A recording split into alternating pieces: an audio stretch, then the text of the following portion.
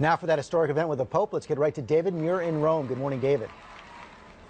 George, good morning from just outside the Vatican here, because as you know, we witnessed something truly historic here in the last 24 hours on the eve of Pope Francis's visit to the United States. We were allowed inside the Vatican here for an hour with Pope Francis, where he greeted us as he prepares for his trip to America. He told me he's ready. He did have a couple of messages he wanted delivered to the American people before his historic visit. We quietly wait outside this door, inside the closed walls of the Vatican.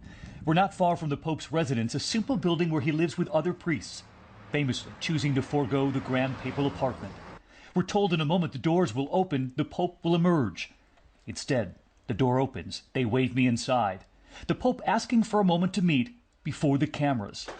Then our walk to the room where he knows we are about to connect him with hundreds of Americans across the country, a virtual papal audience, a conversation with them. We tell him there are many families, many young people in America who will follow his American trip on television. And as we head into the room, a smile, surprise at the scope of the crew. He knows our cameras are in 3 cities he won't be able to visit: a school in Chicago, in Los Angeles, and a church in McAllen, Texas, on the U.S.-Mexico border. Su Santidad, es un gran honor estar con usted aquí en el Vaticano, y muchas gracias por su tiempo hoy. We tell him we are honored to be here, and we begin. And we are curious if you have a message before your visit to the United States. Un saludo grande. He tells us a big greeting to the Catholic community of the United States and to everyone, all of the citizens of the U.S. And when 19-year-old Marcus in Los Angeles asks the Pope why his trip to the U.S. is so important, it's a great honor to meet you. Para mí es muy importante. He says, for me, it is very important to meet with you all, the citizens of the U.S., who have your history, your culture, your virtues, your joys, your sadness, your problems, like everyone else. There were many questions and stories of adversity and survival. Valerie, 17, from Chicago, who has struggled with a rare skin disorder her whole life. She sought music to survive the bullying. And after the tears in front of the Pope, an unexpected request from Pope Francis.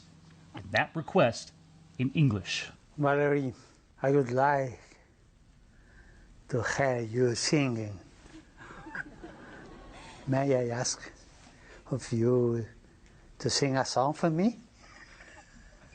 We were all unsure if she would sing. Be courageous.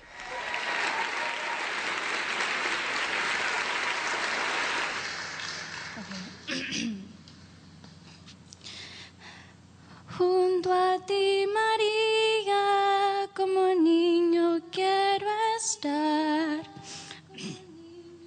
Tómame en tus brazos, guíame en mi caminar. Thank you very much. It's very kind of you.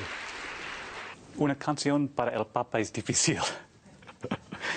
The Pope talking to single mothers, to students, even surprising an American nun, tackling issues, immigration, abortion, education. We have never seen anything quite like it from a Pope, but this Pope, after all, is already breaking the mold. And George, it truly was an extraordinary moment with Valerie and so many of the other Americans who gathered for the Pope. But in that moment alone, it was surprising for 2 reasons. First, he spoke English to her when he asked her to sing a song for me, and to see the smile on his face and to hear him speak English. He did it a number of times. This is clearly a Pope who is preparing for his visit to America, George. A lot of Americans preparing for him as well. Remarkable stuff there. And that young woman, so courageous. Can't wait to meet her in our next hour as well. Yes, we will meet her coming up. Yeah, on and of GMA. course, you can see a lot more from inside the Vatican tonight on World News, and a special edition of 2020 this Friday at 10 Eastern.